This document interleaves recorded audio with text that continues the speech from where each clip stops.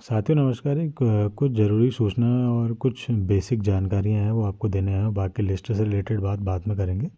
Mainly हमें क्या क्या डॉक्यूमेंट ले जाने हैं उसके बारे में बात कर लेते हैं, क्योंकि बहुत कन्फ्यूजन पैदा हो रहा है लोगों के बीच में।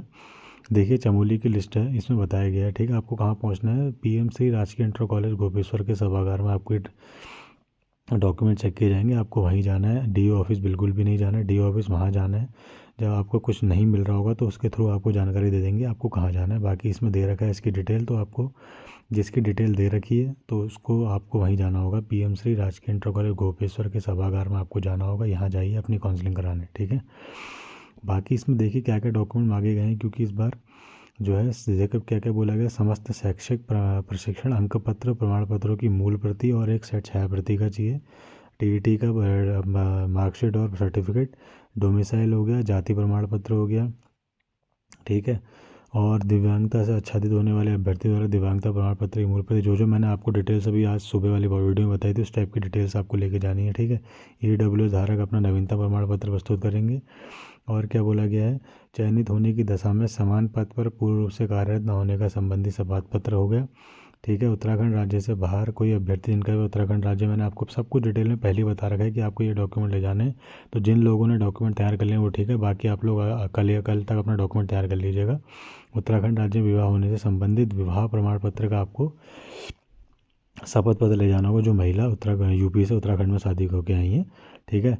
और इसमें देखिए कास्ट सर्टिफिकेट जो आपके प्रत्यावेदन लिस्ट में आया था इन रेफरेंस ऑफ हस्बैंड, मैंने आपको पहले ही बोला था कि जिन महिला अभ्यर्थियों को जाति प्रमाण पत्र के आधार पर निर्गत किए गए हैं, ऐसे अभ्यर्थी अपने पिता के आधार पर निर्गत स्वयं का जाति प्रमाण पत्र संलग्न करके साथ लाएंगे, तदुपरांत ही उसे उस वर्ग के विषय में आरक्षण का लाभ दिया जाए। मैंने उसी टाइम बोला था कि जो प्रत्यावेदन लिस्ट आई थी उसमें बोला था मैंने, इन दी रेफरेंस ऑफ हस्बैंड है, आप अपने माता या पिता का ले जाएंगे, क्योंकि फादर हस्बैंड का नहीं मान्य होता, तो वही इन्होंने यहाँ पर बोला गया है। तो यही आपको कास्ट सर्टिफिकेट ले जाना है। बाकी एनआईएस डीएलएड अभ्यर्थियों को अन्य शैक्षिक प्रशिक्षण प्रमाण पत्रों के अतिरिक्त अपने जो 10th 12th ग्रेजुएशन डीएलएड तो कॉमन है, लेकिन इसके अतिरिक्त आपको क्या क्या लेके जाना है वो दिया गया। देखिए, प्रमाणित नियुक्ति पत्र हो गया, नियुक्ति की विज्ञप्ति हो गया, प्रबंधन या संस्था के प्रबंधाधिकरण का अनुमोदन हो गया, वेतन विवरण, उपस्थिति, पठन पाठन की समय सामने, जो आज मैंने सुबह बताया था वही सारी चीज़ें मांगी गई हैं। एनआईएस डीएलएड उपाधिधारक अभ्यर्थियों की नियुक्ति नितांत रूप से उनके सेवारत प्रशिक्षण प्राप्त किए जाने की प्रमाणित पुष्टि के अधीन रहेगी, ये सब दे रखा है। बाकी एनआईएस डीएलएड प्रशिक्षण प्राप्त अभ्यर्थी वर्ष 2017 से 2019 तक का यूडाइस विवरण भी उपलब्ध कराएंगे, वो आपको स्कूल वाले दे देंगे। उनके यूडाइस के एक नंबर होता है, पासवर्ड डालेंगे, उस साल की डिटेल डालेंगे, सारी डिटेल आ जाएगी, उसकी फ़ोटोकॉपी निकाल के आप लगा लीजिएगा। ये तो बहुत आसान है। बाकी और क्या बोला है? एनआईएस डीएलएड सेवारत प्रशिक्षण प्राप्त अभ्यर्थियों को इस आशय का नोटरी द्वारा निर्गत शपथ पत्र प्रस्तुत करना होगा कि उनके द्वारा एनआईएस डीएलएड प्रशिक्षण से पूर्व एवं प्रशिक्षण के दौरान वे अन्य किसी भी प्रशिक्षण में सम्मिलित नहीं थे, अन्य किसी प्रशिक्षण योग्यता के आधार पर यूटेट और सीटेट प्रथम पात्रता परीक्षा उत्तीर्ण नहीं की। यानी कि एनआईएस प्रशिक्षण के दौरान आपने उससे पहले टेट पास नहीं किया होना चाहिए, ना ही किसी प्रशिक्षण के थ्रू आपने टेट पास किया होगा। इसका आपको शपथ पत्र या नोटरी देनी है, वो तो आप कल भी बना लेंगे, हो जाएगा। किसी एडवोकेट के पास जाएगा जो नोटरी का काम करता है, सीएससी से शपथ पत्र बना लिखवा के वहाँ नोटरी करवा लीजिएगा, ये हाथों हाथ हो जाएगा आपका, ठीक है। समस्त अभिलेखों की स्वप्रमाणित छायाप्रति फाइल कवर के साथ लगाइए, जो मैंने आपको कल ही बताया था, सेट बना के ले जाइए, स्वप्रमाणित कर दीजिएगा उसे। शैक्षिक व अन्य प्रमाण पत्रों की जांच की तिथि को श्रेष्ठता के क्रम में अभ्यर्थियों को आमंत्रित किया जाएगा। अनुपस्थित पाए गए अभ्यर्थियों को भविष्य में किसी भी दशा में अवसर प्रदान नहीं किया जाएगा, ना ही उनका कोई दावा मान्य होगा, ऐसा बोला गया है। भर्ती प्रक्रिया 10 बजे से शुरू होगी, 11 बजे तक संपन्न होगी, ठीक है। अभ्यर्थियों की उपस्थिति 10 से 11 बजे तक, 11 के बाद में भी ऐसा हो कि ना लें लोग।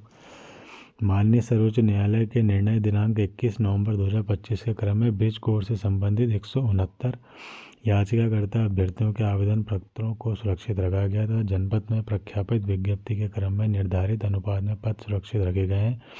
ब्रिज कोर्स से संबंधित 169 याचिकाकर्ता अभ्यर्थियों की प्रवीणता सूची बनाए जाने के संबंध में उचित निर्णय के उपरांत अग्रिम कार्रवाई की जाए, यानी कि इनके पद जो सुरक्षित रख दिए गए। यदि किसी अभ्यर्थी द्वारा उक्त निर्धारित तिथि को शैक्षिक प्रमाण पत्र सत्यापन प्रक्रिया में प्रतिभाग नहीं किया जाता है तो उनके अभ्यर्थन पर कोई विचार नहीं किया जाएगा, चयन रिक्त पदों की सीमा तक ही किया जाएगा, ठीक है। उत्तर प्रदेश राज्य से डीएलएड प्रशिक्षण प्राप्त करने वाले अभ्यर्थी इस बात का नोटरी सहित शपथ पत्र प्रस्तुत करेंगे कि उनके द्वारा स्थायी निवास के आधार पर उत्तर प्रदेश राज्य से डीएलएड प्रशिक्षण प्राप्त नहीं किया गया है। यानी कि यूपी से डीएलएड जिन लोगों ने कर रखा है वो लोग इस आशय से अपना नोटरी शपथ पत्र प्रस्तुत करेंगे कि उनके द्वारा, मतलब लिख लेंगे उसमें कि उनके द्वारा स्थायी निवास के आधार पर उत्तर प्रदेश राज्य से डीएलएड प्रशिक्षण प्राप्ति नहीं किया हो गया। तो मेन ये आप ये डॉक्यूमेंट्स आपको लेके जाने हैं, इसके थ्रू ही आपकी काउंसलिंग होगी। बाकी एक डाउट सब लोगों के मन में आ रहा था कि सर काउंसलिंग की प्रक्रिया इस बार किस प्रकार से होगी, क्योंकि इतने लोगों को बुला रखा है, हम लोग किस ज़िले में जाएं, बड़ा कन्फ्यूज़न पैदा हो रहा है, कुछ समझ में नहीं आ रहा है। मैं आपको एक छोटी सी राय दे सकता हूँ इस बारे में। आप लोग, क्योंकि अभी मैं एनालिसिस तो इतना टाइम नहीं मिल रहा, क्योंकि मैं अभी 6 बजे ट्रेनिंग से आ रहा हूँ, तो इतना मेरे पास टाइम भी नहीं, मैं अभी लिस्ट अभी देख रहा हूँ। तो आपको मैं एक छोटा सा काम बता देता हूँ। आप लोग क्या करेंगे, आपका नंबर जिस कैटेगरी में आता है, सबसे पहले आप अपना नाम को, अपने नाम के ऊपर जितने भी बंदे हैं उन कैटेगरी वाइज आप लोग छाटिए। फीमेल वाले फीमेल को, मेल वाले मेल को, जनरल वाले जनरल को, OBC, EWS, SC, ST, pH वाले इस टाइप से आप अपनी कैटेगरी वाइज में नंबर छाटिए।